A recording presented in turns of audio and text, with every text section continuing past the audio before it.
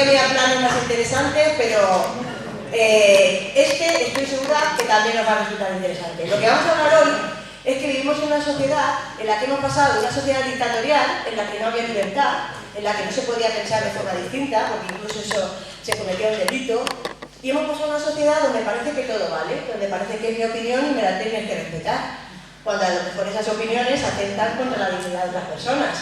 Entonces, queremos una sociedad que haya libertad y una sociedad que haya justicia. En las sociedades dictatoriales no hay libertad, y en las sociedades excesivamente permisivas no hay justicia, porque tolerar lo intolerable significa cometer injusticias. Y nosotros queremos llegar a una conclusión donde podamos vivir en un mundo pluralista, diverso, donde haya distintas culturas, distintas formas de pensar, pero se garanticen unos mínimos de justicia iguales para todos los seres humanos. Esta actividad forma parte del Plan de Igualdad. Empezamos con esto antes de tener el plan de igualdad oficialmente, en el equipo directivo anterior, cuando Pablo estaba de director, y eso fue en el curso 18-19. Di la primera charla, que era el feminismo, una cuestión de derechos humanos y justicia ética. Y luego ya, en el siguiente curso, que era 19-20, en lugar de programarlo alrededor del 25N, que era cuando habíamos programado el anterior, lo dejé para hacer cerca del 8 de marzo, vino la pandemia y no pudimos. Ya el siguiente, que fue el año pasado, tampoco. Y este año ya por fin retomamos esta actividad y a ver si se convierte en una costumbre en la que muchos de mis compañeros y compañeras, que también tienen muchas cosas que aportar y que podemos aprender, porque el conocimiento, si se comparte, resulta más gratificante, y porque además estoy de acuerdo con Sócrates, no del todo, pero sí en parte, cuando dice, él estaba convencido de que el conocimiento conduce a la bondad. Yo creo que el conocimiento es una condición necesaria. Sin conocimiento no podemos actuar adecuadamente, aunque no es suficiente, porque además del conocimiento es necesario la voluntad. No solo tenemos que saber qué es lo bueno, sino que tenemos que querer hacerlo. Entonces, esa parte de Sócrates del conocimiento, yo estoy convencida, y por eso me parece que es importante transmitir conocimiento a la gente que te rodea, porque eso nos va a hacer mejores personas a todos y todas. Entonces, vamos a empezar ya, si no me equivoco, con el mando.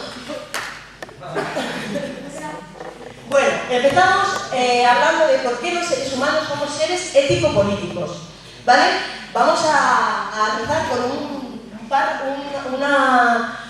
una historia que nos cuenta Fernando Savater en su libro Ética para Amador, en el que nos compara a los seres humanos con las termitas. Y dice, voy a contarte un caso dramático. Ya conoces a las termitas, esas hormigas blancas que en África levantan impresionantes hormigueros de varios metros de alto y duros como la piedra. Dado que el cuerpo de las termitas es blando, por carecer de la coraza quitinosa que protege a los insectos, el hormiguero les sirve de caparazón colectivo contra ciertas hormigas enemigas mejor armadas que ellas. Pero a veces uno de esos hormigueros se derrumba por culpa de una riada o de un elefante. A los elefantes les gusta arrancarse los flancos contra los termiteros. ¿Qué le vamos a hacer? Enseguida, las termitas obreros se ponen a trabajar para reconstruir su dañada fortaleza a toda prisa, y las grandes hormigas enemigas se lanzan al asalto. Las termitas soldado salen a defender a su tribu e intentan detener a las enemigas.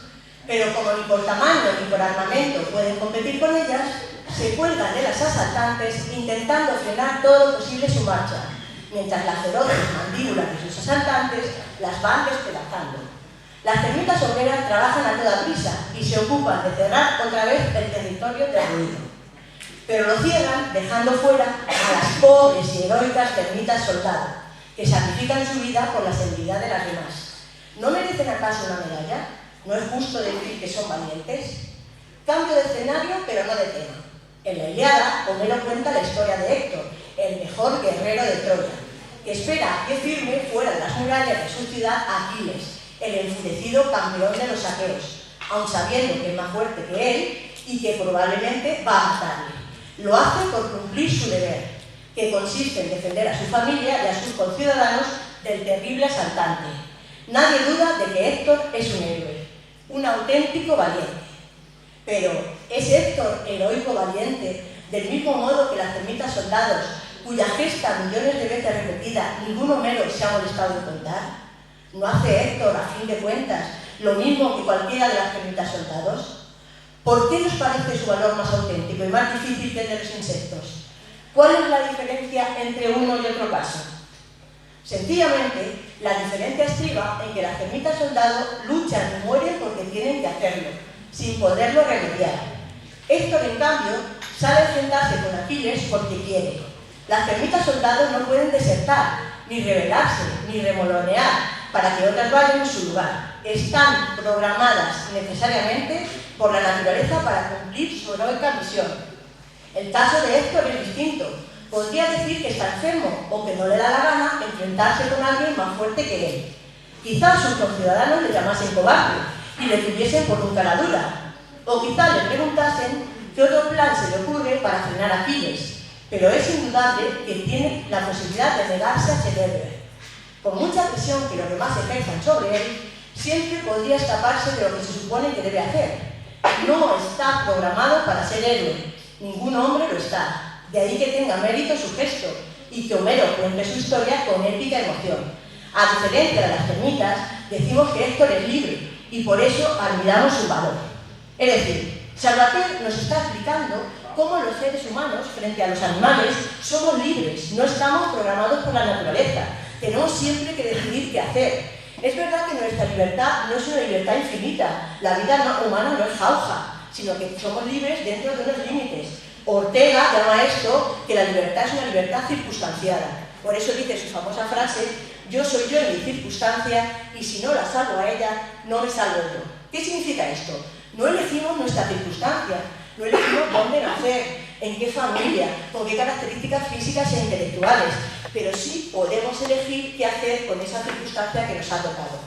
Frente a ello, los animales nacen programados por el instinto, no deciden, por eso las acciones animales son siempre amorales, pero las acciones humanas, en cambio, son morales o inmorales, buenas o malas, pero nunca amorales, porque siempre tenemos al menos dos posibilidades: hacer o no hacer. Es decir, en gran parte, somos responsables de nuestros actos, somos responsables de nuestra vida, ¿vale? Y por eso, necesariamente, somos seres ético-políticos.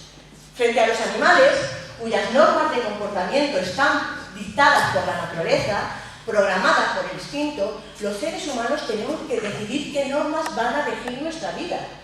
Por eso somos seres éticos y seres políticos. A partir de ahora me gustaría que nadie de los que estáis aquí, de las personas que estáis aquí, dijera que es apolítica. Podemos ser apartidistas, no estar de acuerdo con ningún partido político de los que hay, pero nunca apolíticos, porque la política es la ciencia que trata de averiguar o de decidir qué hacemos con la libertad colectiva. La ética se ocupa de qué hago yo con mi libertad y la política se ocupa de qué hacemos entre todos, porque somos seres sociales y que vivimos con otros seres igual que nosotros con nuestra libertad. ¿Acaso no nos importa si las becas suben o bajan? ¿Si la jubilación se prolonga hasta los 67 o se mantiene en los 65? ¿Si la sanidad pública está garantizada que sea de calidad, universal y gratuita o no? ¿Si la enseñanza es gratuita y es de calidad o van a dejar una enseñanza pública para aquellos que no pueden pagarse una enseñanza privada? Esas son cuestiones políticas y por tanto nadie puede estar ajeno a la política. De hecho, los griegos llamaban idiotes, de ahí viene nuestro idiota actual, aquellos que no estaban interesados en asuntos políticos. Nadie de aquí somos idiotas y por tanto nos interesa la política y nos tiene que interesar. Tenemos que elegir a nuestros políticos, que son nuestros representantes, que se ocupen de los problemas que a nosotros nos interesan. No de si le interesa el partido político de turno, sino a los ciudadanos. Pero para eso la ciudadanía tiene que ser activa, tiene que ser exigente, tiene que participar. No nos pueden tener entretenidos como a los niños pequeños con un caramelo, porque en el momento en que estamos más preparados y que tenemos más acceso a la información, a lo mejor no estamos siendo más libres. Cuando vivíamos en una dictadura, estaba claro que había que luchar por la libertad. Ahora nos creemos que la libertad está conseguida y a lo mejor no somos tan libres como nos parece. ¿Vale? Entonces, una cosa que ya tenemos claro, que los seres humanos somos libres por naturaleza. La libertad no es un lujo, no es un adorno, no es algo que podamos tener o no. La libertad forma parte de nuestra esencia. Somos constitutivamente libres y somos libres porque no estamos programados por la naturaleza, porque tenemos que decidir en cualquier momento qué hacer. Cuando en una manada de lobos tienen que elegir al jefe de la manada, no hacen votaciones. Simplemente la naturaleza les ha dotado para que luchen y el más fuerte es el jefe de la manada. Nosotros, los seres humanos, podemos comportarnos de forma racional, también podemos comportarnos de forma animal, y de hecho muchas veces lamentablemente lo hacemos. Y podemos decidir cuáles son las reglas, las normas que rigen nuestra vida de forma racional, o podemos decidirlo de forma animal, peleando, la guerra. ¿Me explico? Entonces, como somos libres, tenemos que tomar decisiones acerca de nuestra vida, cómo construir y fabricar nuestra vida, y acerca de la vida en común. Entonces, también he puesto una cita de Ortega en una de sus obras, Pasado y Porvenir del Hombre Actual, que dice: al no estar adscrito a una consistencia fija e inmutable, a una naturaleza, el hombre está en garantía para ser, por lo menos para intentar ser lo que quiera. Por eso el hombre es libre y no por casualidad. Es libre porque, no poseyendo un ser dado y perpetuo, no tiene más remedio que elegirlo, que írselo buscando. Y esto, lo que va a ser en todo futuro inmediato o remoto, tiene que elegirlo y decidirlo él mismo. De suerte que es libre el hombre a la fuerza. No es libre de no ser libre. A veces la libertad incluso se convierte en una carga insoportable. Sería mucho más cómodo que nos digan lo que tenemos que hacer. Los adolescentes lo tienen más a flor de piel esto. Cuando tú le dices a tu padre o a tu madre si te deja hacer algo, si te dice que no, te enfadas con él o con ella. Y entonces tienes contra quién despotricar. Si te dice que sí, pues voy, y si luego te pasa algo, le ha dicho que sí, la culpa es suya, la responsabilidad es suya. Cuando me dice, haz lo que tú creas, ya te la has liado, porque ya tú eres responsable de tu vida. Y entonces la libertad no es cómoda muchas veces. Muchas veces es mejor que nos digan lo que tenemos que hacer. Además, si nos mandan, tenemos contra quién cargar, el que nos manda, el director o cualquiera que ocupe el rango superior. Ya saben los que ocupan el poder que una de las cosas que vale el sueldo es que les critiquemos. Así que tenemos que hacerlo y debemos hacerlo. Pero siempre ser rebeldes con causa y siempre ser rebeldes dando ejemplo. Nuestra credibilidad o nuestra palabra pierde credibilidad cuando yo protesto pero luego no cumplo con mi obligación. Cuando yo soy una persona que cumplo con mi obligación, después mi crítica es escuchada con más sentido y se tiene más en cuenta. Y eso lo tienen que aprender los adolescentes, porque está muy bien ser rebelde, pero la libertad sin la responsabilidad es imposible. También se lo digo muchas veces en clase. Si ellos a su padre y a su madre le van dando muestras de que pueden confiar en ellos, poco a poco la libertad va llegando, va viniendo. Yo siempre les digo que a los padres y a las madres no hay que engañarles, pero tampoco hay que decir a todo lo que te digan sin buena, sino que tienes que argumentar. No le argumentes cuando esté enfadado o enfadada, porque te va a decir, cuando seas padre comerás huevos. Pero cuando tú estés en unas horas más de conciliación y mayor, dile lo que tú piensas, porque aunque no te digan que sí al momento, les dan vueltas a la idea y tarde o temprano se van encontrando estas formas. Y llega un momento, incluso aunque no lo creáis, que sois vosotros los que acabáis dirigiendo la vida de vuestros padres y vuestras madres. Queda mucho, pero llegará. Bueno, seguimos. Entonces la vida es una tarea, la vida es un proyecto, nos regala la vida sin hacer y tenemos que ir haciéndola, cada cual la suya. Como dice Ortega, la vida es un gerundio y no un participio, un faciendo y no un facto. Fijaros lo que dice. Dice, el modo de ser de la vida, ni siquiera como simple existencia, consiste en ser ya, puesto que lo único que nos es dado y que hay cuando hay vida humana es tener que hacérsela, cada cual la suya. La vida es un gerundio y no un participio, un faciendo, un haciendo y no un facto, no un hecho. ¿Vale? La vida es que hacer. Y como tenemos que hacer, nuestra vida tenemos que tomar decisiones. Pero ¿cómo tomamos decisiones? Necesitamos valores para tomar decisiones, ¿vale? Los valores van a ser lo que nos indique que es lo bueno, lo justo, lo preferible, lo mejor. Van a ser criterios de elección, guías de conducta, van a ser la base de las normas de comportamiento. Y por eso, como necesitamos valores, tenemos que saber cuál es el fundamento de estos valores. ¿Por qué esto me parece bueno y justo? Porque me lo han dicho siempre así. Porque lo dice la mayoría. Porque me resulta más rentable, o hay alguna razón de peso que justifique que eso es mejor que otra cosa. Es lo que vamos a intentar descubrir a lo largo de esta tarde.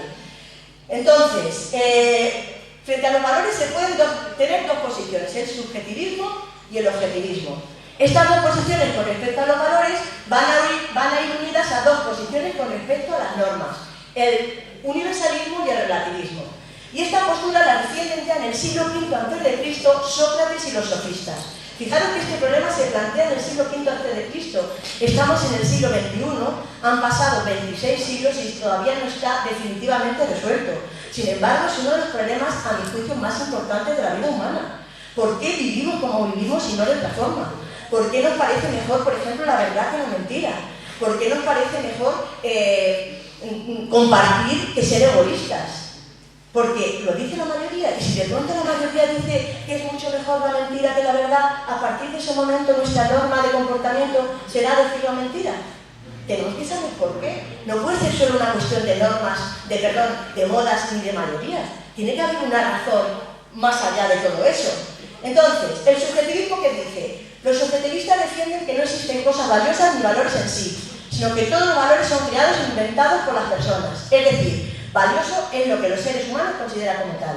Según los subjetivistas, las cosas no son buenas, ni malas, ni bellas, ni feas, sino que todo depende de nuestras preferencias.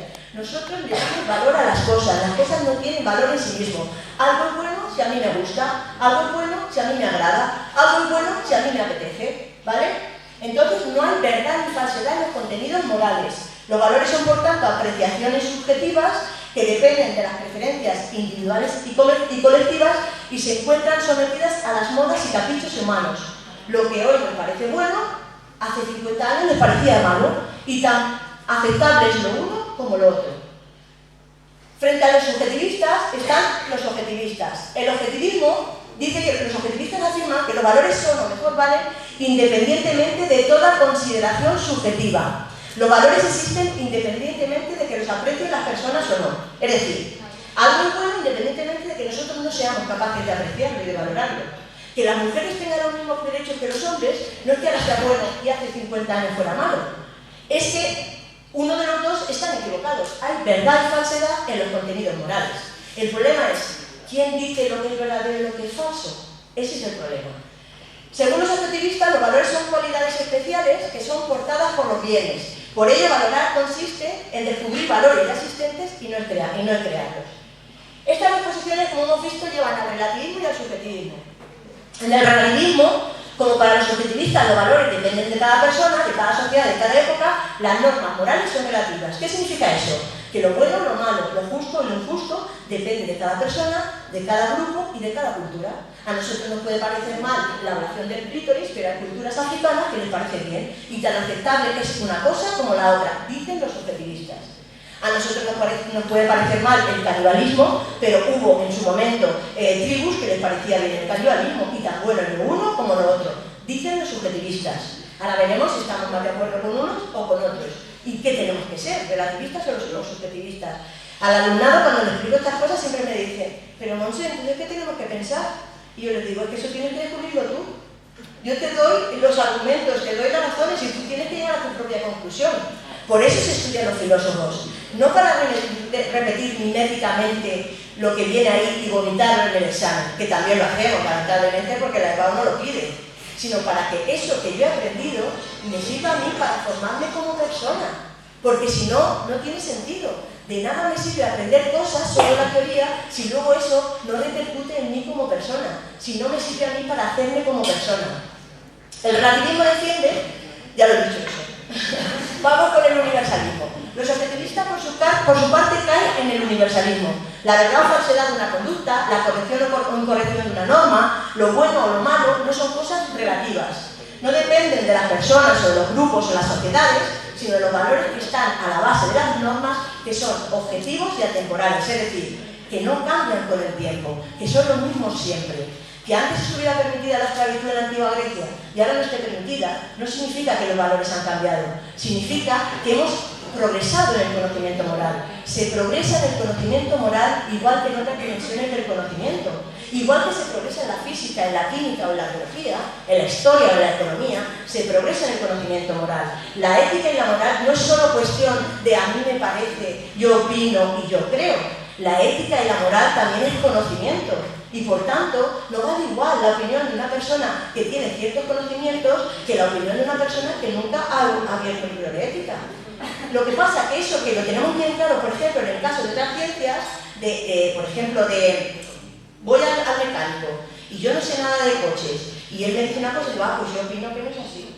Es que mi opinión y me la tienen que respetar. Ahí todo el mundo tiene claro que yo estoy haciendo el imbécil, que el mecánico es el que sabe y sabrá lo que... Sin embargo, en cuestión de valores, además lo decimos siempre, no vamos a discutir. Sí vamos a discutir, lo que no vamos es a insultarnos. Y lo que vamos es a discutir argumentos. No vamos a utilizar la falacia ad hominem, es decir, utilizar argumentos contra la persona, sino contra las ideas que está defendiendo. Y eso es lo que tendríamos que enseñar también en los institutos, que lamentablemente no lo enseñamos. Entonces tenemos que enseñar a debatir, y no todas las ideas son respetables todas las personas, pero hay ideas que no merecen respeto. El racismo, el machismo, la xenofobia, la homofobia no merecen ningún respeto, porque respetar eso es no respetar a otras muchas personas. A veces no podemos ser equidistantes.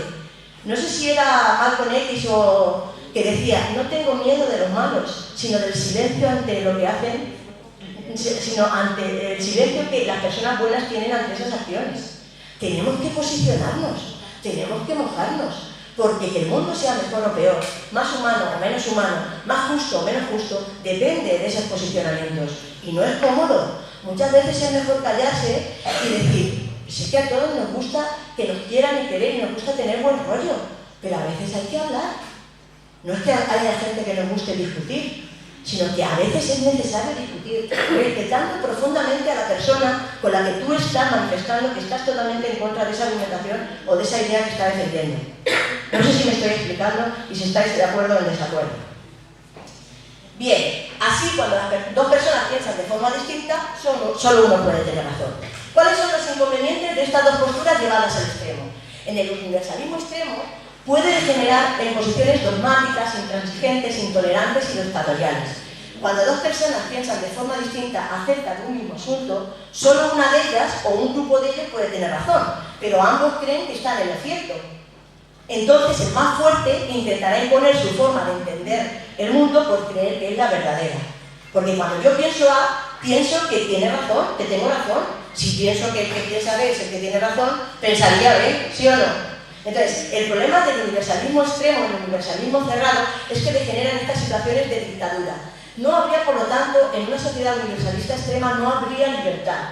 En cambio, en el relativismo extremo, todo estaría permitido. No podríamos criticar nada, no podríamos denunciar ninguna injusticia, ni la violación del clítoris, ni la pederastia, ni la corrupción, ni el abuso del poder, ni el robo, porque cuando dos personas piensan distinto, tan válido es lo que dice A como lo que dice B, con lo cual todo estaría permitido. No habría justicia en este tipo de sociedades. Y más que libertad, habría libertinaje, que no es lo mismo y no hay que confundirlo.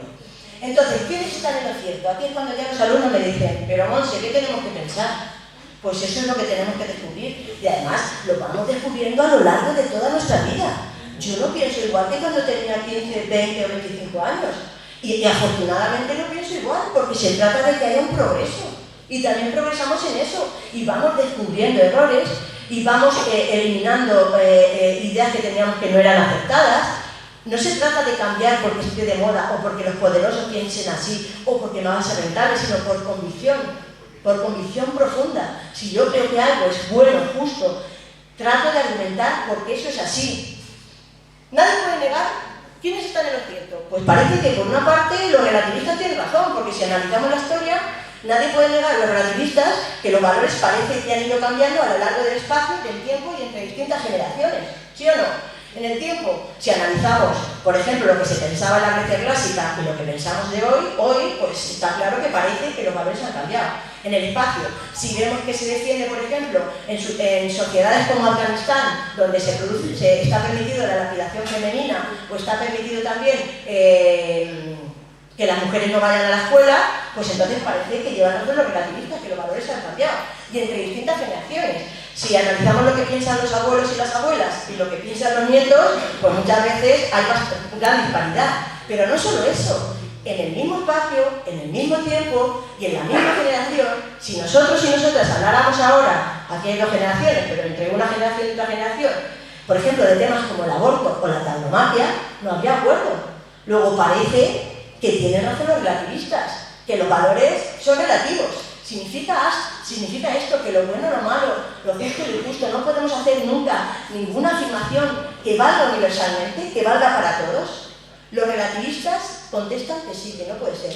que todo depende de la cultura en la que estamos, de la sociedad en la que vivimos e incluso del tipo de persona que seamos.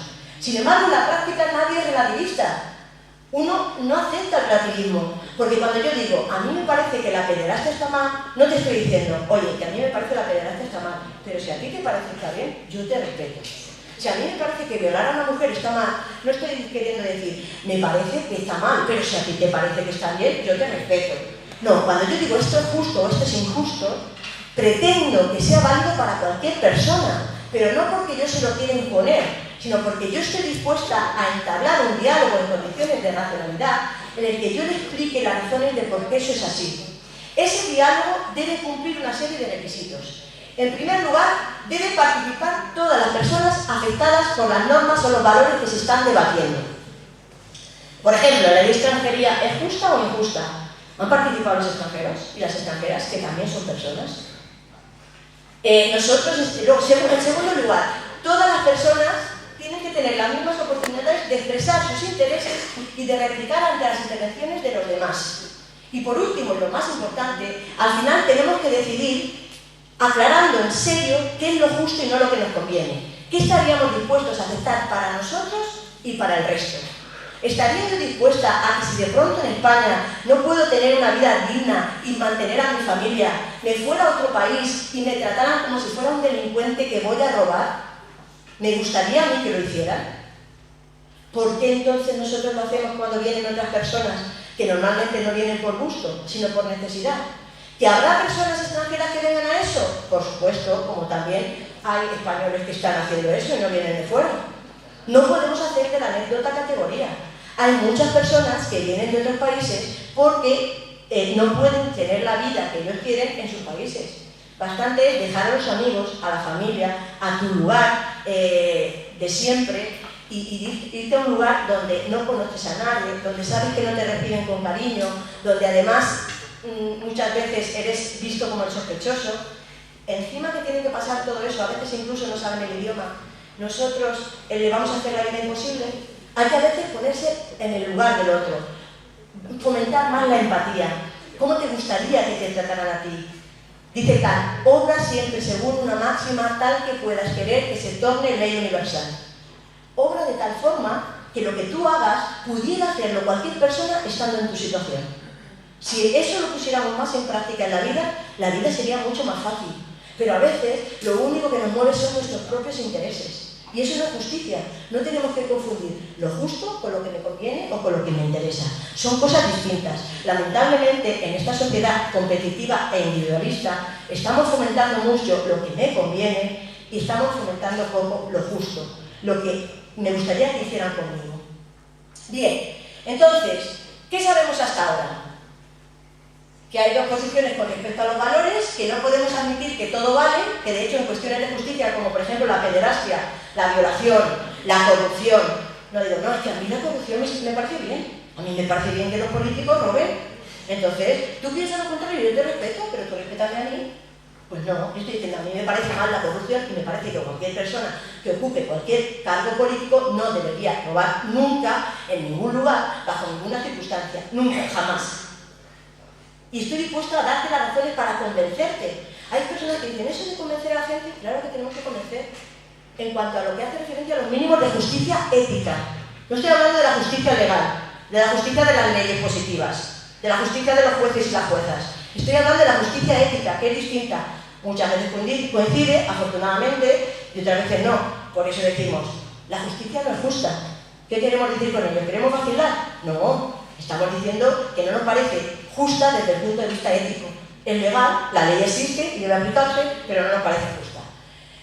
Pero tampoco puede decirse que todas las personas deben vivir y ser felices de la misma forma. Es decir, vamos solucionando el problema. No nos parece que todo vale, hay aspectos de la moral, no todo, pero hay aspectos que nos parece que deben ser universales o al menos universalizables, es decir, dignos de ser universalizados, y hay otros que nos parece, yo ahora digo, no es que a todo el mundo le tiene que gustar ir de vacaciones a Canarias.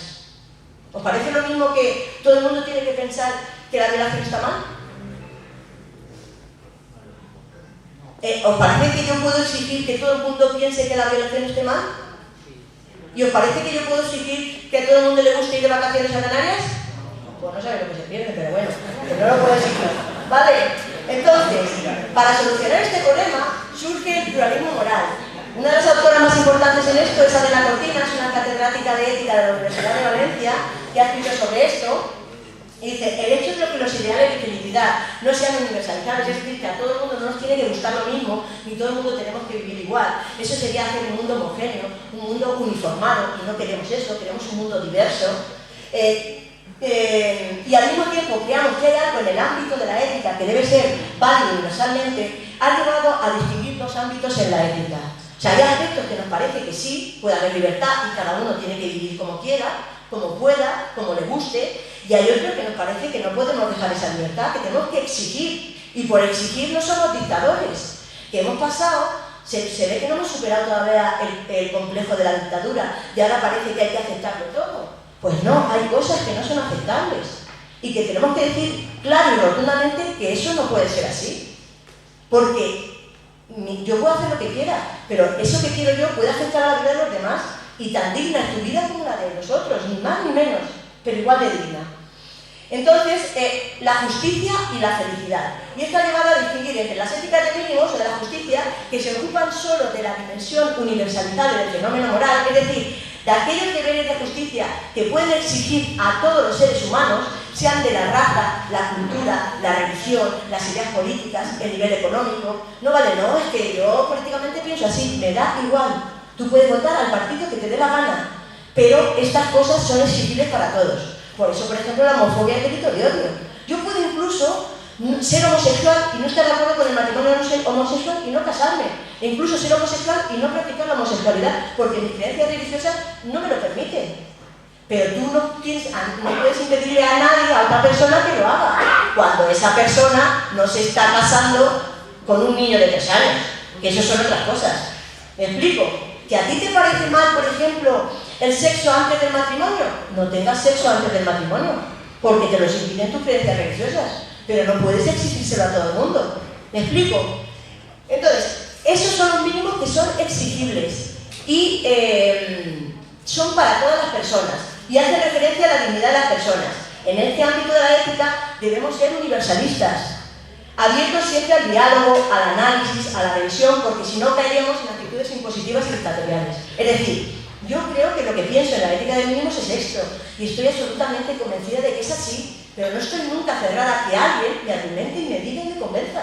¿Me explico o no? Por eso no tiene que haber miedo a discutir. La discusión, cuando es respetuosa, es absolutamente necesaria. Es más, yo pienso que cuando no discutes con alguien es porque esa persona realmente no te interesa. Dices, ¿para qué voy a perder el tiempo en discutir? Me callo, en el fondo pienso que es imbécil y ya está.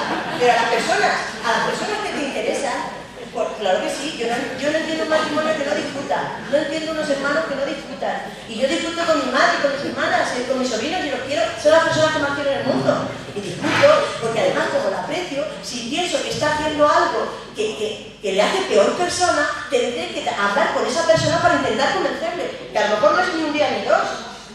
Y por supuesto que aunque no les convenza, yo les quiero igual. Veo a mi padre a veces le digo, ay papá, no vamos a hablar de esto, que tú, le digo, es que eres un facha. Ya estamos, tú que te crees muy lista, Pero yo a mi padre lo sigo queriendo, pero le voy diciendo cosas que creo que está equivocado. Aunque a mi padre con 81 años hay cosas que no las justifico, pero lo entiendo. Su educación fue otra, sus circunstancias otra. Ahora, encontrarme niños de 15 años hablando como mi padre o peor, eso es lo que se me cae el alma a los pies. Y está pasando. El otro día me contaba una compañera nuestra, no quiero decir su nombre, porque aunque me ha dicho que su hijo lo ha hecho público, su hijo fue de trabajo a Bruselas, es un chico ya mayor. Y después, por la noche que le quedaba libre, fue a un bar gay. Cuando salió, le dieron una paliza. Solo por ser gay. Y ese chico es un chico modélico, de matrícula de honor, de un comportamiento ejemplar. Y le han pegado una paliza, que a veces siempre pensamos, algo habrá hecho. ¿Me explico? Entonces, estamos a veces volviendo para atrás en ciertos temas que nos creíamos superados. Y hay que empezar a educar en valores. Yo creo que este tipo de conocimientos mínimos, todos los educadores y educadoras deberíamos saberlo. Porque yo he ido en los claustros, no en este en especial, sino en general, bueno, es que cuestión de valores ya cada uno piensa como quiera. ¿Cómo? Hay cosas que cada uno piensa como quiera, pero hay otras, que además nos lo dice la ley, que tenemos que educar en los valores y principios constitucionales y democráticos. Por lo tanto, ¿puedo yo aceptar e incluso reírme cuando en una clase se hace apología de la dictadura? Pero claro, si pongo un parte con eso, por eso ya no sé, que es una feminista, es una no sé qué, es una no sé cuánta. No, pero si yo no te digo todo lo que pienso, si todo lo que pienso si te lo dijera, a lo mejor te asustaba del todo. Yo te digo los valores mínimos de la Constitución, en los que son exigibles para ti, para mí, para todos, ¿vale? A ver, voy a dejar esto por aquí, me estoy animando. Bueno, y la ética de máximos son las... Porque si estuvierais conmigo un año, no me veréis las barbaridades que digo, ¿verdad? Ética de máximos, felicidad. Las éticas de máximos o de la felicidad ofrecen distintos modelos de vida buena. Son éticas que aconsejan un modelo de felicidad, pero no lo exigen. Los máximos se respetan. Yo puedo ofrecer, por eso se oferta la religión. En la dictadura franquista, que era un país nacional católico, todos tenían que dar religión por ley.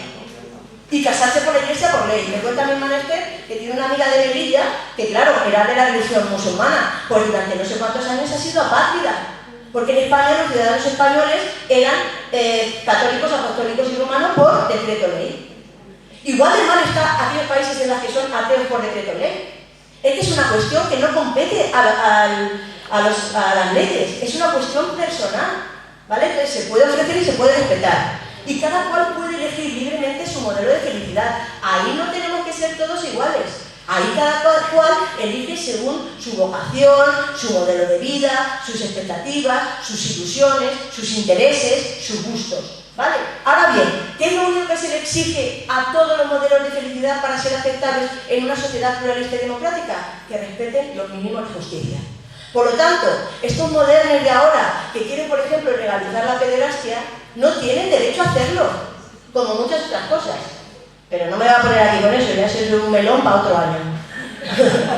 ¿Vale? Porque tú no tienes... O, por ejemplo, el matrimonio con niñas de 10 años.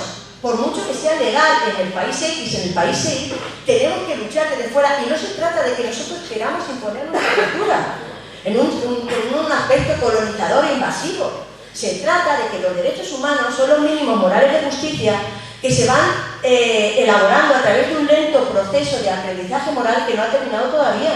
Y es verdad que en un principio fueron promulgados desde la cultura occidental, pero no se trata de que Occidente imponga su cultura al resto. Se trata de que a través del diálogo entre todas las razas y todas las culturas, en esas condiciones de racionalidad, vayamos descubriendo esos valores que son universales y que a veces hemos estado ciegos para ellos. La igualdad entre hombres y mujeres no es que ahora esté bien y antes estuviera mal. Es que estaban ciegos para poder percibir ese valor. Como también se descubren nuevos conocimientos en física o en matemáticas. También en ética se produce ese progreso y avance. ¿Vale?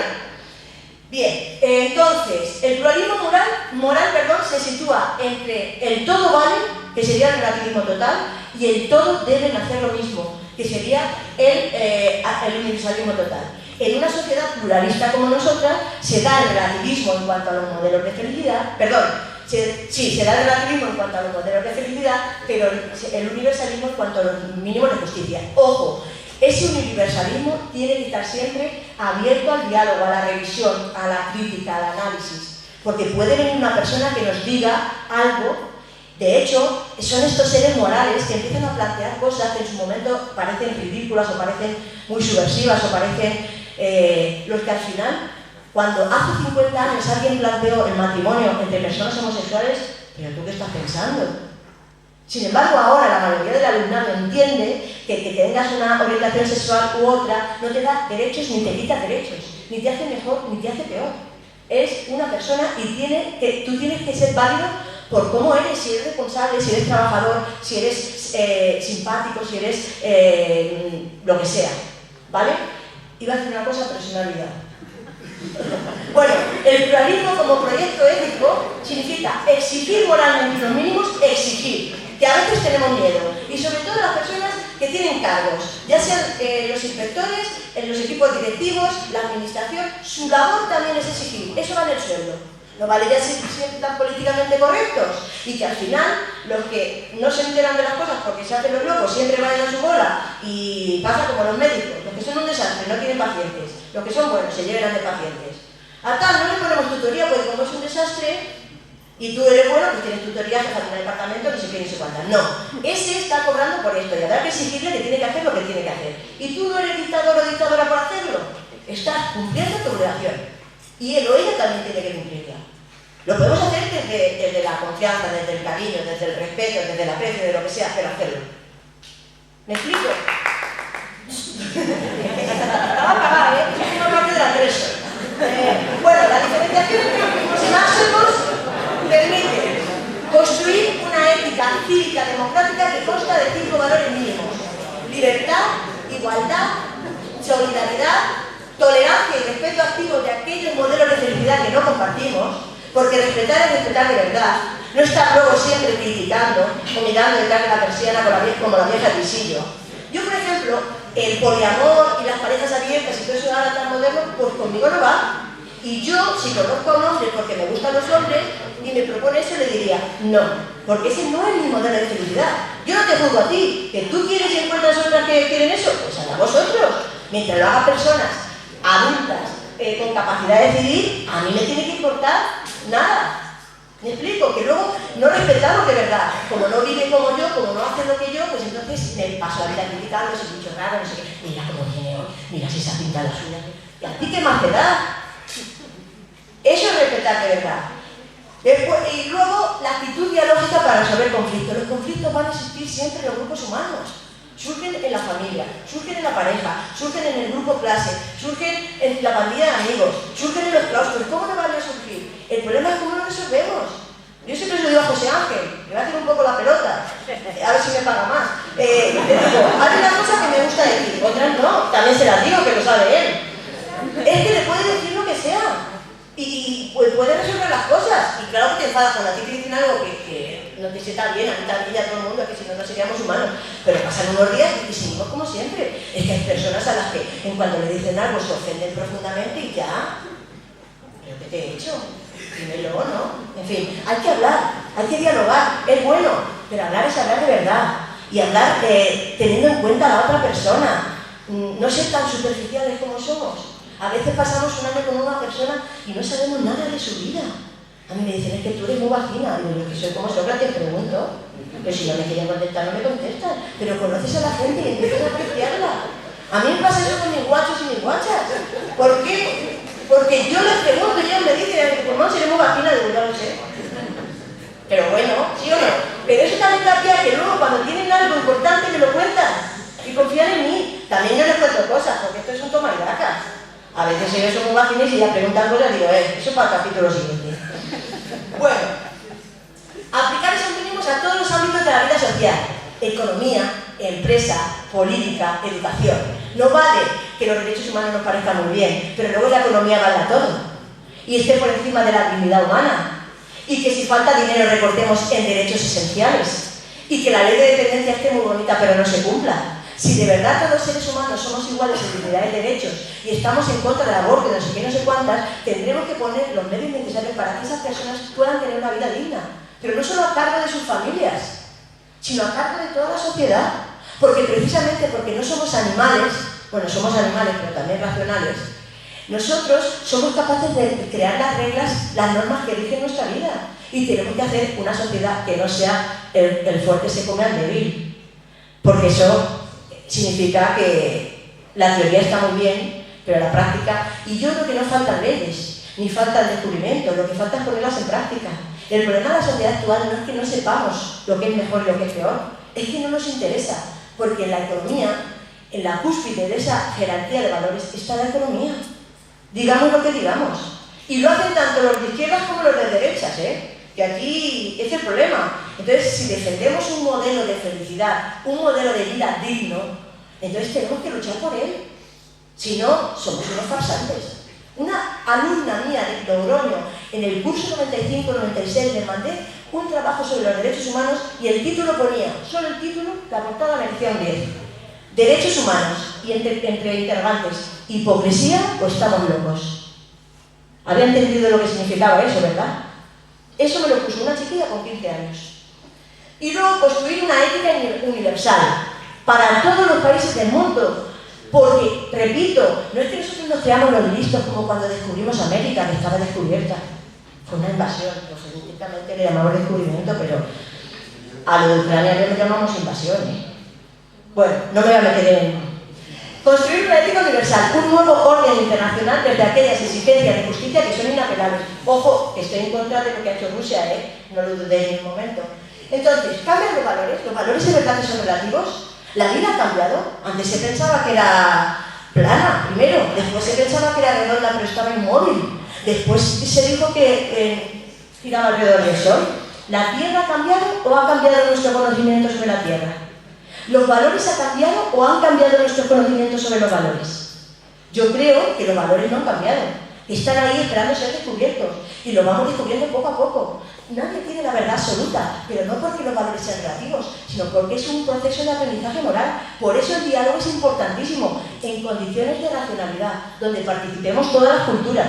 No puede ser que unas impongan a otras, que llegue el G8, o el G7, o el G20, y entonces se invente otros mínimos. Bien, pues entonces ahora vamos al multiculturalismo.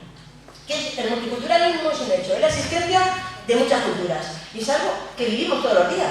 En nuestras aulas hay alumnado con procedencia de cultura marroquí, cultura china, cultura venezolana, cultura colombiana, cultura ucraniana, que está en Andrés, cultura rumana, hay muchas culturas. Es un hecho, con lo cual tenemos que aprender a vivir en esa nueva situación que tenemos. Ante ese hecho podemos adoptar tres actitudes: el etnocentrismo, el relativismo cultural y el interculturalismo. Como ahora iremos viendo, los etnocentristas son un poco cabezas cuadradas. Los relativistas culturales son un poco pasotas. Todo vale, cada uno que haga lo que quiera, ni me da igual, aquí paz. Y luego el interculturalismo, que sería la actitud adecuada. ¿Qué pasa con los etnocentristas? Los etnocentristas analizan otras culturas desde la suya propia, convirtiéndola en la medida para valorar y jerarquizar las restantes. Todo aquello que se parezca a mi cultura es bueno, y todo aquello que se aleje de mi cultura es malo, ¿vale? Esto provoca una falta de comprensión, porque el etnocentrista solo puede comprender a aquellos que viven como ellos. Pero ¿cómo no les puede gustar la romería de la Virgen de las Viñas, por favor? O la romería de San Isidro que está hoy en Sopellego. Pues hay gente que no le gusta, no pasa nada. Se produce la radicalización del sentimiento de cohesión con el propio grupo, son grupos cerrados. Y además esa unión hace la fuerza. Tienen un sentimiento de superioridad y acaban adoptando una actitud paternalista. Ay, pobrecitos, los negritos, los chinitos. No son negritos, son negros. Y tampoco son personas de color, porque nosotros somos blancos, no somos transparentes. Entonces no hay que decir ni negrito, ni hay que decir negro, no pasa nada. Y hoy positiva, tiene que hacer lo que yo digo. Cuando llegamos nosotros a América y les impusimos nuestra cultura. El etnocentrismo se puede manifestar de muchas formas, pero las cuatro más habituales son la xenofobia, el racismo, el chauvinismo y la porofobia. El chauvinismo, igual que los alumnos, ¿Me gusta el chauvinismo? Bueno, vamos a ver, el racismo es el desprecio o rechazo violento a ciertos grupos étnicos. La xenofobia es el desprecio al extranjero, no tenemos que confundir una cosa con la otra. Por ejemplo, una persona racista francesa despreciaría a un francés que es negro.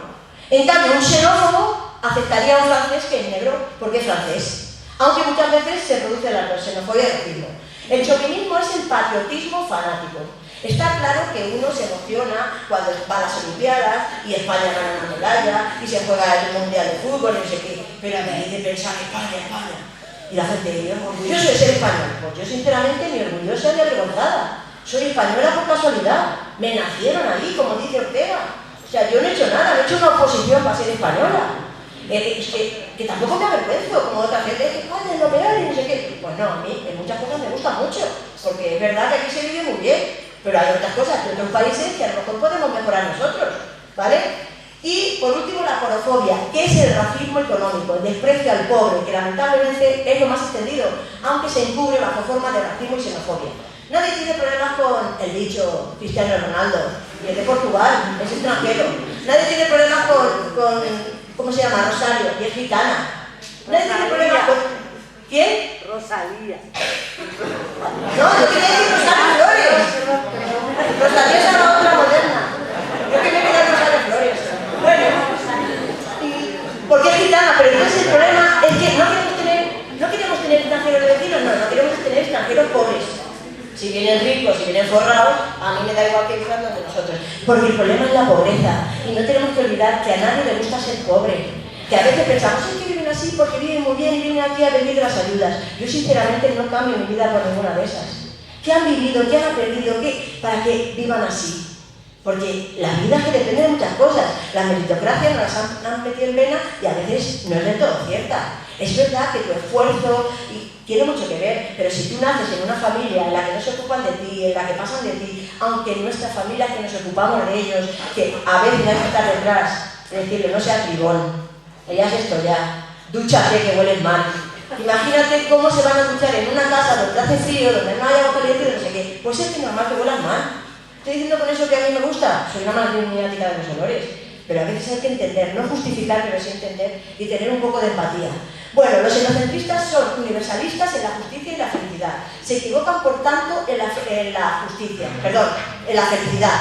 ¿Por qué? Porque es verdad que son sociedades donde hay justicia, porque los mínimos se exigen, pero no hay felicidad. No hay posibilidad de tener distintos modelos de felicidad. Todo el mundo tiene que vivir así, que es lo que pasa en las dictaduras. Todo el mundo por ley vive así, y si no, tiene problemas. ¿Qué pasa con el relativismo cultural? Propone analizar otras culturas desde dentro de cada cultura y no desde una cultura ajena. Y esto, que en principio es algo positivo, porque recomienda mostrarse tolerante con las diferentes culturas, acaba convirtiéndose en negativo porque no promociona el diálogo entre las culturas, sino que apuesta porque cada uno se quede encerrado en su cultura y viva según sus valores. Y entonces no puede evitar ciertos peligros, como por ejemplo el racismo. No es un racismo de desprecio, pero es un racismo de desinterés, ¿vale? Y se acaban formando guetos. Por ejemplo, pues los marroquíes se juntan solo con los marroquíes, los rumanos solo con los rumanos, eso pasa mucho en nuestras sociedades.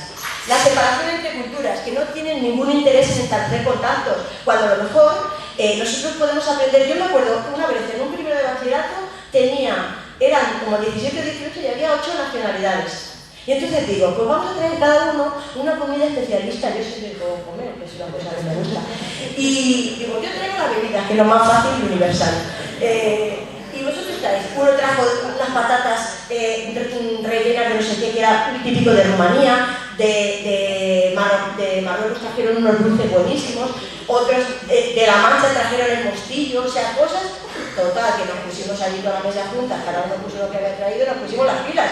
Y fue una actividad de convivencia, de respeto, de enriquecimiento mutuo. De hecho, ¿qué hemos hecho nosotros? La pizza, los espaguetis y los macarrones son comida italiana, la musaca griega, los no sé qué de México, el sushi de Japón.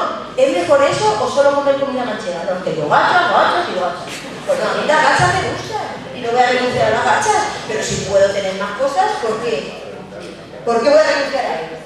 La actitud romántica, por miedo a que les digan que son impositivos y dictatoriales, acaban permitiendo todo, incluso las injusticias. Esas actitudes, no, es que hay que respetar todo, es que tenemos que ser buenos. No, por ejemplo, cuando yo digo que tenemos que luchar, y lo hace Pirilla también, para acabar con la ablación del clítoris, la mutilación genital femenina que se produce en algunas culturas africanas, no estoy diciendo que me quiero cargar la cultura africana. Estoy diciendo que esa parte no es cultura, es injusticia. Y por tanto, tenemos que exigir que la cumplan. Y más si tenemos organismos como la ONU, etcétera, etcétera. Lo que pasa es que la ONU, ya sabemos, para empezar, que tengan 5 países derecho a veto, ya dice muy poco del espíritu democrático de esa organización. Entonces, son demasiado permisivos y esa actitud de dejar hacer, pues acaba siendo injusta. Y luego la parálisis cultural, de aquellos que piensan que lo mejor para mantener las tradiciones es que no cambien. Y, por supuesto que es bueno mantener las tradiciones, pero la cultura es algo vivo que debe ponerse a la altura de los tiempos y se puede modificar. No hace falta que vayamos a pinilla en mula, podemos ir en tractor, no pasa nada. Seguimos teniendo nuestras propias ideas, valores, etcétera, etcétera, y no pasa nada. Los relativistas culturales, por su parte, son relativistas en la justicia y en la felicidad. Y en este caso se equivocan en la justicia. Son sociedades donde hay libertad, pero no hay justicia, porque se permite todo, incluido las injusticias. Es lo de tolerar lo intolerable, es dejar hacer. Y somos cómplices por acción o omisión de las cosas que pasan en el mundo. Y ya por último, el interculturalismo, que no podemos confundir con el multiculturalismo. El multiculturalismo es el hecho, la existencia de distintas culturas. El interculturalismo, la actitud, la forma de responder, es la actitud correcta. Parte del respeto a otras culturas y supera las carencias o deficiencias del relativismo cultural al proponer el encuentro entre distintas culturas en pie de igualdad. Voy a ver qué tienen que aportarme esos que vienen a mi país. A lo mejor me enseñan un baile, una comida, unos chistes, unas películas que resulta que enriquecen mi vida y que no vienen solo a robarme. El interculturalismo se propone los siguientes objetivos: comprender la naturaleza pluralista de nuestro mundo. Vivimos en un mundo plural y cada vez más, porque no se me pueden poner puertas al campo. Promocionar el diálogo entre las distintas culturas. Comprender que las relaciones entre las distintas culturas son complejas. Las relaciones humanas son complejas, pero es que no son complejas en nuestra familia, es que no son complejas en nuestro centro de trabajo. Las relaciones humanas son complejas, pero al mismo tiempo son gratificantes. Merece la pena complicarse la vida. Para no complicarme la vida no me voy a juntar con nadie. Es hacerte, no, yo es que no me quiero complicar, no quiero tener pareja. Ni te vas a complicar ni vas a ser feliz tampoco, porque la vida hay que estar abierto a las nuevas experiencias. Colaborar en la búsqueda de respuestas a los problemas planteados a escala mundial. Los problemas no son de unos de otros, son de todos, porque vivimos en el mismo mundo. Los interculturalistas son universalistas en la justicia y relativistas en la felicidad, y por tanto permiten un mundo donde se exijan unos mínimos que hacen referencia a los derechos humanos. Hay que cumplirlos y exigirlos todos, y permiten que cada cual viva según su modelo de felicidad. Repito, siempre que esos modelos de felicidad respeten los mínimos de justicia. El interculturalismo propone aprender a convivir en un mundo pluralista y defender a la humanidad en su conjunto, sean de Europa, de África o de China. Todos somos seres humanos, y el artículo 1 de los derechos humanos dice: todos los seres humanos somos iguales en dignidad y derechos. Y eso no puede ser solo una teoría, que queda bien, tiene que ser una práctica. Y hay acciones que hacemos los países ricos, sobre todo, que ponen de manifiesto que eso no nos lo queremos del todo. Así pues, como el multiculturalismo es un hecho, el interculturalismo es la actitud que debemos adoptar frente a él. Una actitud que se opone a la asimilación, a la separación y la marginación, y apuesta por la integración. ¿Qué es la asimilación? Intentar imponer una cultura a alguien que le es ajena. Aquellas personas que dicen: no, es que si viene a España tiene que vivir como nosotros. No, señor. Si viene a España tiene que cumplir los mismos mínimos de justicia que nosotros, pero puede tener su modelo de felicidad. Y puede ser musulmán y hacer el ramadán y no comer cerdo, porque a ti no te afecta. Otra cosa es que digan: no, es que mi hija no va a hacer educación física. No, perdone, porque la educación física viene en los mínimos de las leyes españolas y tiene que hacerlo. Y otra cosa que no se puede hacer es, por ejemplo, la adopción del clítoris. Y de hecho ya en un principio éramos permisivos, por no parecer dictatoriales, se permitía. En la actualidad no. Y hay un protocolo que ha llegado a los centros y también a los centros de salud, donde tenemos que estar investigando si nuestras alumnas pueden estar en riesgo de sufrir la mutilación genital femenina, porque como ya en España está perseguido, se van de vacaciones a sus países y cuando vienen lo han hecho. Entonces la pediatra o el pediatra de turno tiene que estar alerta, y nosotros también. Y nosotros también. Y no vale con decir: es que eso es su cultura, es que es su forma de... No, ya tenemos alumnas que son tan españolas como nosotras, que tienen otras culturas y que tenemos que preocuparnos igual que si fueran otros. O por ejemplo con los gitanos. Los gitanos se van del instituto a los 13, a los 14, así es que son gitanos. Si se fuera cualquier otra persona a los 13 o los 14, ¿qué hacemos? En este instituto no, porque se persigue, ya lo sé. Pero en otros, es que se han escapado. Se han escapado y ya nos los quitamos de medio. No, son también alumnos, y españoles y españolas, porque ya han nacido aquí, y que nos tienen que ocupar igual que los demás, ni más ni menos. ¿Qué es la separación? Yo respeto a esos, no les respeto a la cultura, la asimilación, y se la impongo. La separación: yo respeto que tú tengas tu cultura, pero no me relaciono contigo. Tú por un lado y yo por otro. Eso pasa muchísimo, se producen guetos. La marginación, que es lo peor de lo peor, porque le impones tu cultura y además no te relacionas con ellos. Y la integración es que nos enriquecemos mutuamente. Tú aportas las cosas de tu cultura, yo te aporto las mías, y todos salimos ganando. Así pues, si queremos construir un mundo más humano, haciéndolo más complementario en su diversidad, es necesario trabajar por difundir una actitud dialógica que no solo genere respeto, sino también solidaridad. Una actitud intercultural que nos lleve a un verdadero encuentro, porque el futuro es el mestizaje, la mezcla, lo queramos o no, con lo cual si aprendemos a convivir todos en paz y armonía, pues viviremos todos mejor. Y nada, muchísimas gracias por haber venido.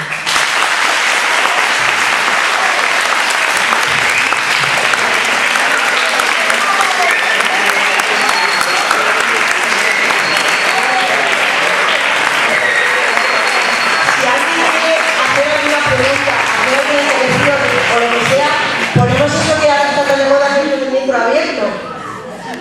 Está a vuestra disposición. Animaros. Buena pregunta, chicos. ¡Alto! Los grandes también pueden participar.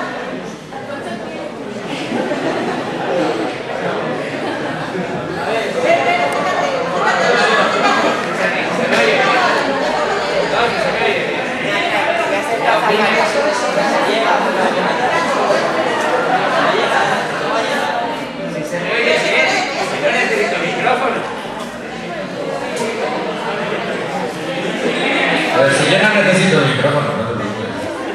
Bueno, has hablado de la ablación, que todo el mundo lo tiene muy claro, de hecho, si es algo que se puede tomar como valor o como no, pero ¿y del velo islámico qué opinas tú? Pues hay dos libros que además he comprado. ¿Me oís, no? Hay dos libros que he comprado con esto de plan de igualdad que están en el aula de igualdad de la biblioteca. Yo al principio, pues claro, todos tenemos nuestro proceso de aprendizaje y al principio pues yo decía, bueno, pues hay que permitirlo y no sé qué. A día de hoy, porque he hablado con mujeres que son musulmanas y que han llegado aquí, por ejemplo, la que ha ganado un premio últimamente que se llama... que a mí se me da fatal ese nombre. Y su libro se llama Siempre han hablado de nosotras. Siempre han hablado por nosotros. Es una chica que llegó a Badalona, o un pueblo de Barcelona, no sé cuál exactamente, con 6 años más o menos, que ya se crió aquí, que ha ido al instituto, que es licenciada en Filología Hispánica, que escribe en El País y que dice claramente que hay que prohibirlo. Porque es un símbolo de opresión. Pero de prohibirlo no por islamofobia, sino porque eso no da igualdad a las mujeres. Entonces, lo que pasa es que es un marrón y es un melón que hay que abrir, pero estoy totalmente en contra. Porque eso es como cuando hablan de la prostitución, de lo hace libremente, lo hago porque quiero. No, porque desde pequeña te lo meto en la cabeza. Y de hecho ya tenemos alumnas en primero de la ESO que vienen a manifestarme, hoy otra vez la misma niña. Es que no me gusta nada de mi religión, es que mi padre dice que me va a casar con no sé qué, es que no sé qué. Yo le digo, a ver qué le digo también, porque la criatura tampoco puede hacer mucho más. Le digo, tienes que esperar a los 18 años, es muy importante que tú te prepares, que tú estudies para ser independiente y después ya tomes tus propias decisiones. Claro, no estar en una situación de maltrato físico, si estuvieran en una situación, aunque a veces también. Porque otra niña también me lo dijo, pero esa por lo visto luego exageró. No sé si exageró o luego su prima grande, no es que lo que te ha contado mi prima no es exactamente así, porque claro, pero está clarísimo que muchas familias musulmanas marroquíes son machistas.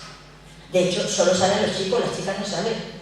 Algunas alumnas tenemos que le han dejado ir al viaje y tal, y que para mí es grato, pero hay otros que no les dejan ir a hacer los trabajos a casa de compañeros. Eso deberíamos intervenir, porque si eso pasara con una chica española, haríamos algo, pero tenemos miedo. Tenemos miedo. Bueno, entre españoles también pasa en la etnia gitana, ¿eh? Ya, por supuesto, y también, claro. Y son españoles. Pues hay un libro que se llama Siempre han hablado de nosotras, y Mimut, no sé qué. Ella es una, pero la otra se llama Mimut, no sé qué, que han hablado. Han ido y el libro es No nos taparán y todos los docentes deberían leerlo. Esos dos libros están en el aula de igualdad y lo podéis cogerlo cuando queráis. Porque son importantes, nos tenemos que fumar en estos temas para educar bien. Ha sido una pregunta muy interesante y muy acertada. Sabes que en Francia, sabemos que en Francia se está tomando como una norma universalista. Está diciendo, no se puede llevar. Y claro, en el resto de países de Europa se está haciendo relativo. Total. Es que lo mismo que la ablación, tenemos que llegar a utilizar de eso. Pero también es verdad que el uso del velo islámico no lo impone el Corán, siempre es interpretación del que... Mi hermana, que sabe mucho más de eso que yo, porque tiene esas dos amigas, le ha explicado todo el proceso. Y el año que viene vamos a hacer un curso, un seminario o algo que ya lo engañan para que lo dé y aquí. Alguien me dijo, ¿me han dicho que en el aire está? Digo, sí, que se va el año que viene aquí, tranquilos. O sea, que se trata de compartir conocimiento. Bueno, pues, ¿algo más? Venga, Lidia. Si quieres usar el libro, que es una cosa interesante, cuéntame. Pero levántate, que si no, no tenemos. Eso sí. Venga. Ha salido una propuesta del gobierno sobre las bajas cuando la menstruación. Pues es que eso lo oí en la tercera radio. Yo venía pensando, porque lo que luego dijo una secretaria del GT me pareció que es verdad que puede salirnos bien. Esto no sé si ¿se oye? Sí. Pero es que tengo mis dudas. Tampoco creo, yo lo he pensado algún tiempo, tampoco creo que tenga que ser una baja. Es una enfermedad, me da igual que sea por la regla o que sea por otro. Mi hermana esta no está de acuerdo en eso conmigo, pues está diciendo. No lo sé, tengo mis dudas. Si quieres contestar. Venga. No, que habrá que ver cómo se lleva la práctica, porque es que este gobierno también está haciendo lanza muchas medidas que luego están ya recogidas, porque cuando tú estás enferma, tú vas al médico y te da una baja. Entonces, no es a lo mejor no es por la menstruación, es porque la menstruación te provoca vómitos, no sé qué, y no vas a trabajar porque estás con vómitos. Lo que hay que perseguir, y es mucho más interesante que eso, sería fondos para que investiguen las enfermedades que afectan a las mujeres, porque la endometriosis, por ejemplo, es una enfermedad muy poco diagnosticada porque está muy poco estudiada porque solo afecta a las mujeres.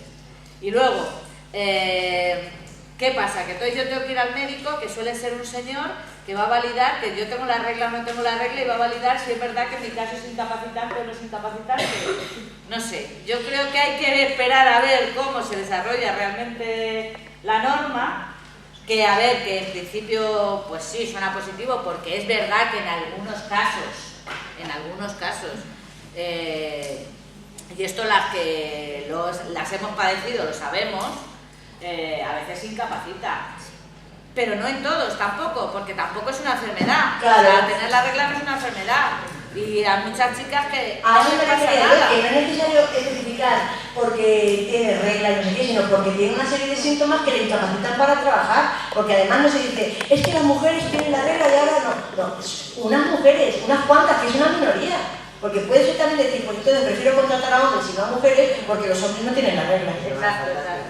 Entonces es una cosa que hay que analizar, Lidia, es una cosa que hay que analizar más en profundidad. Pero sí que es verdad que algunas mujeres padecen la endometriosis, ¿no? Que tiene que ver con... y que no pueden trabajar realmente. Entonces, una cosa difícil. Pero por eso, como esto es un lento proceso de aprendizaje moral que no ha terminado todavía, tenemos que seguir debatiendo y decir, no, como lo ha dicho el PSOE, ya no sé qué, o como lo ha dicho el PP, o... No, a ver, ¿qué ha dicho? No quién lo ha dicho, sino qué ha dicho. ¿Por qué me parece que es defendible o por qué me parece que no es defendible? ¿Qué argumentos hay? Pero es que somos muy sectarios. Y entonces habrá que defender ideas y argumentos y no personas o partidos, creo yo. ¿Alguien más que se anime? Sí.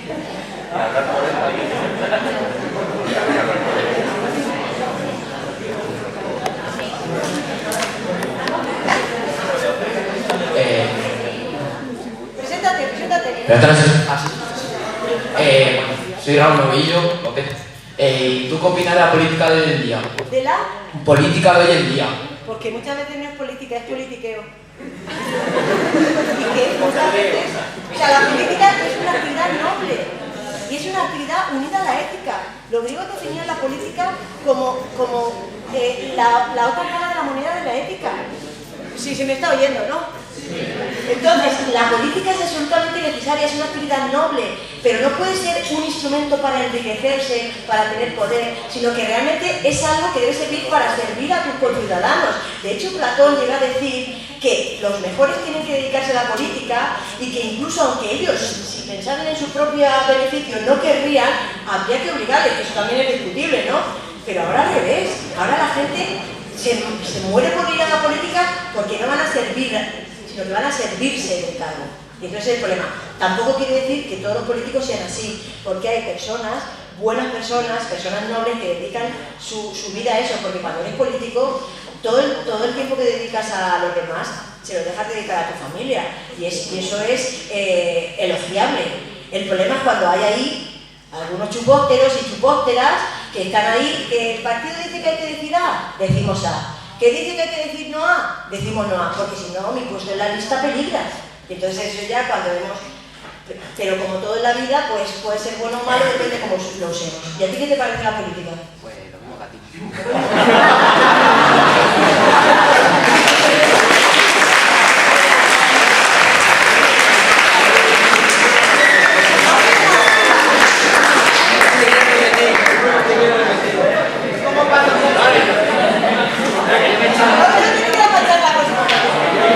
Yo me echo la siesta, estoy con ganas. Estoy con ganas de morir. No, vamos a ver. Desde el punto de... Tú sabes que yo soy bastante empírico, más que metafísico.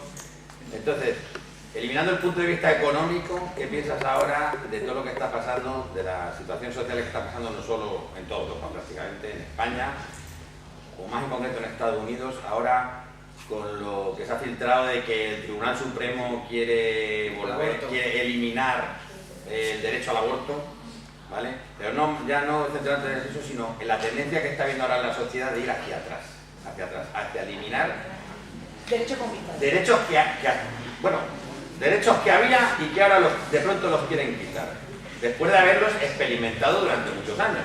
O sea, que ha habido un proceso de ensayo y error, pero no desde el punto de vista económico, desde el punto de vista filosófico, ¿cuál puede ser la explicación de eso? A ver, yo sé que había mucha gente que el aborto no le parece un derecho, pero está claro que para que haya igualdad entre mujeres y hombres, las mujeres tienen que disponer de su cuerpo. Porque si no, por ejemplo, una adolescente de 16 años y una chico y una chica, y ella se queda embarazada. ¿Al chico qué le pasa? Incluso aunque se haga cargo económicamente del bebé. ¿A la chica qué le pasa? Sí, pero bueno, no me refiero concretamente al aborto, sino a la tendencia que está viendo ahora a ir eliminando derechos o a que la gente esté pensando en ir quitando, en volver a un autoritarismo, Porque a también, un universalismo total, totalitario. ¿vale? Totalitario, porque bueno, en España vamos a hablar, por ejemplo, del racismo, de la xenofobia, el querer volver al ultranacionalismo, o está pasando en...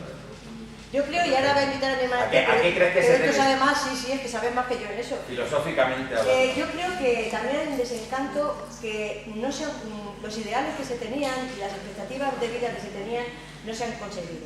Y ahora mismo las generaciones nuevas tienen la posibilidad o la probabilidad de vivir peor que las anteriores, cuando siempre ha sido al revés. Cuando la gente se encuentra en una situación de desesperanza, de moralización, de que no encuentra, pues se agarra lo que sea. Y entonces surgen los populismos y los fascismos, que engañan, porque hacen un discurso demagógico. Entonces, claro, cuando tú estás desesperado, cuando tú no tienes nada que perder, te agarras a un clavo ardiendo. Y es que lo que estás señalando es una cosa muy preocupante que está ocurriendo en España y en Europa. Y yo creo que no deberíamos mirar para otro lado, porque... Sí, pero fíjate que el paternalismo, llevado a ese extremo, lo que debería hacer es proteger, por ejemplo, a las generaciones más jóvenes y decir, no, tenéis que hacer esto para poder progresar en el futuro y os vamos a proteger, pero ya no solo como paternalismo ideológico, sino decir, es que os vamos a proteger, o sea, que queremos lo mejor para vosotros. No, pero al final, todo lo que se hace, lo que hacemos es buscar la conclusión negativa, No, a ver, yo si a ti te doy un trabajo de mayor calidad, yo pierdo dinero. Entonces, si pierdo dinero, no me hago más rico, no me puedo comprar el coche X o el coche Y, pues te tengo que estrujar. Y te estrujo, ¿vale? Pero ya no te estrujo solo económicamente, te estrujo ideológicamente. Sí, claro. O sea, es lo que, por ejemplo, con Hombre, lo que está pasando de lo de las reglas, ¿no? Acaban de publicar en la prensa que ya han llegado a un principio de acuerdo. Lo han valorado, parece que si no han valorado una norma de estas, han dicho 43 millones que no van a pagar las empresas, lo va a pagar el gobierno, esas posibles bajas que somos todos, vamos. por regla. Pero claro, ha habido argumentos que dicen se va a estigmatizar a la mujer, porque van a decir, claro, una mujer con regla, que tenga regla dolorosa, no la puedo contratar porque va a estar continuamente de baja, ¿vale? En vez de ver la posibilidad de decir, no, bueno, toda la sociedad va a contribuir a que se pueda suplir el puesto de trabajo de esa persona. Pues igual que si hubieras tenido COVID, ¿no? Si tienes COVID, te tienen que suplir tu puesto de trabajo. Una cosa que quiero decir, y si tienes algo que decir, Esther, porque también lo que hay que plantearse, lo de la escuela de Frankfurt, se plantea si el capitalismo en sí mismo es compatible con cierta jerarquía de valores. Si es posible un capitalismo de rostro humano. Eso es lo que hay que también analizar. Bueno, hay capitalistas como Warren Buffett que piensa que el capitalismo no tiene base si no piensa en el ser humano, ¿vale? O sea, claro, él es un tipo muy rico, luego tiene su parte filantrópica, que yo creo que con eso cubre sus dilemas morales, pero bueno, que el capitalismo puede ser bueno o puede ser malo, depende de cómo se aplique. ¿Esther quiere decir algo o no? Me obligas a decirlo, pero... Y también ha levantado la mano Joaquín, creo. Sí. No, yo quería decir que el problema está en el excesivo individualismo, que el yo, que es importante, el sujeto, que hasta la modernidad, pues lo importante siempre da la comunidad, pues, la modernidad descubre el yo y el yo es muy importante, pero ahora es que parece que solo existe el yo y que ahí es donde está el problema. Pero que el sistema es muy listo y entonces el sistema potencia el individualismo porque así somos más débiles. Si dejamos de creer en la política, si pasamos de la política, si pasamos de todo, pues la política nos la van a hacer en contra porque ellos no van a pasar nunca. Entonces, pero haciéndonos creer que no se puede cambiar nada y que todo va a seguir igual y que hagan lo que hagan, pues las cosas van a ser así, pues lo que se asegura el sistema es mantenerse. Entonces deberíamos confiar más unos en otros y colaborar más. Eso es como también la familia y el profesorado. Tenemos el mismo objetivo, que es sacar adelante a los chiquillos. Tenemos que confiar la familia en el profesor y la profesora y la profesora y el profesor en la familia. Yo a mis hijos siempre les digo, el maestro lleva razón de primeras, luego ya investigo. Pero claro, si siempre que los chiquillos vayan contando cosas a las casas, le van a decir en las casas, es que los maestros no sé qué, no sé cuánto. Pues ese es el problema. Ojo, luego investigo, porque nosotros como docentes también nos equivocamos. Pero hay que confiar. Y yo creo que hemos perdido la confianza demasiado. Hemos pasado pues la ley del péndulo de un extremo al otro y entonces pues otra vez, igual que hemos pasado del etnocentrismo al relativismo y tenemos que buscar el interculturalismo, pues tendríamos que buscar entre el que antes no se podía rechistar por nada y ahora que parece que solo se tienen derechos, pues encontrar ese término medio, que ya lo dijo Aristóteles, que no vamos a descubrir nada, es decir, que lo que hace falta es más profesores de filosofía.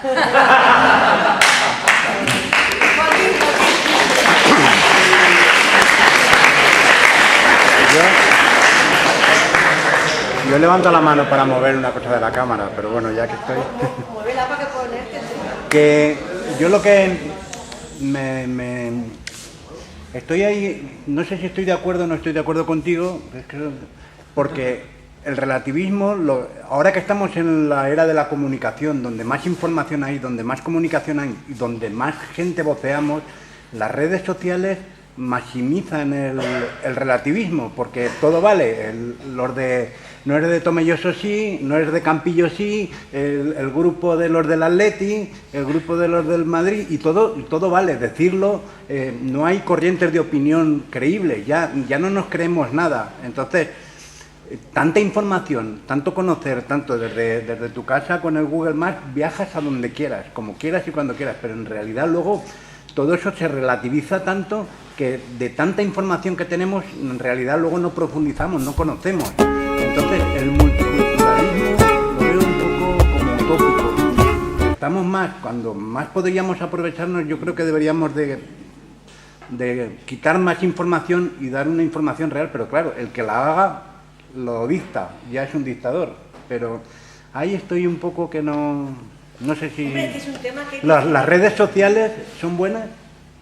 Pues son buenas, pero también son malas. También son que malas. depende cómo se usen, porque además en las redes sociales no vemos solo lo que queremos, vemos también los que pagan los peces gordos para que a nosotros nos salten esas cosas y esas noticias.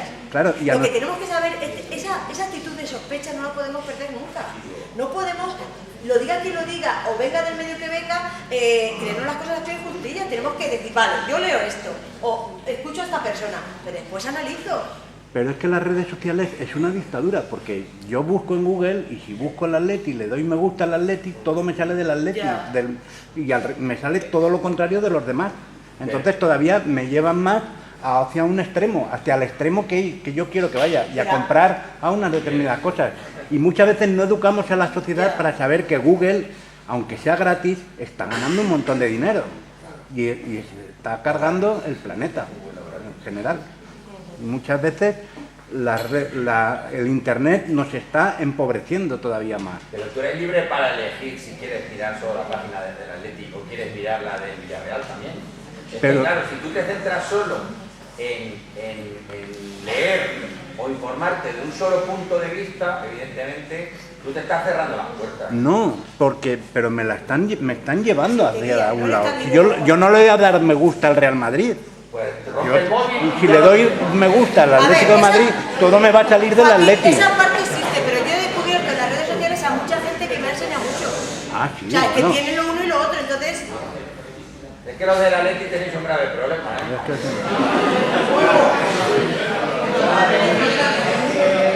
Bueno, chicos, chicas, muchísimas